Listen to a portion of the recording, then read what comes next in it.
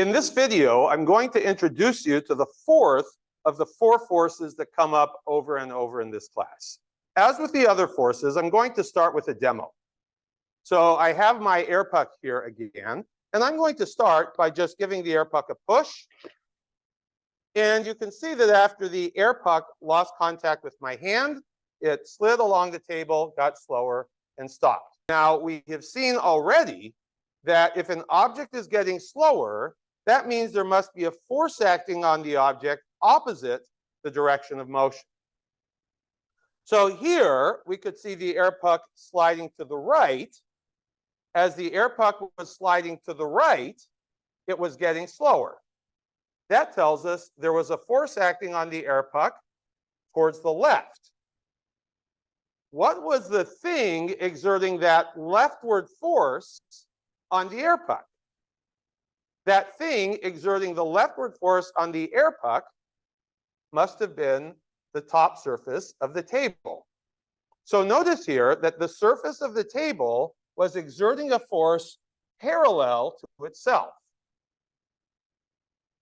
Now I'm going to show you a second experiment.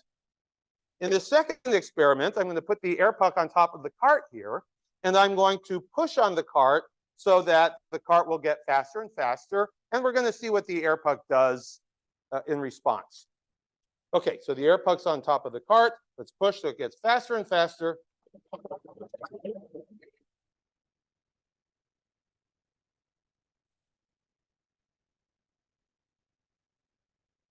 Can you see in that experiment that as the cart got faster and faster, the air puck got faster and faster?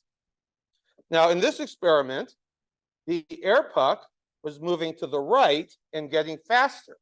We've seen earlier that if an object is getting faster, that must mean there is a force acting on the object in the direction of motion.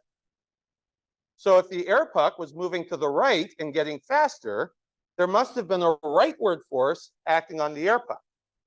Now, what was the thing that was exerting that rightward force on the air puck? Well, it was the surface of the cart. So the surface of the cart was exerting a force parallel to itself.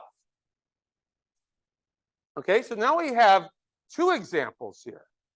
In this example, the air puck got slower because the tabletop was exerting a force parallel to itself.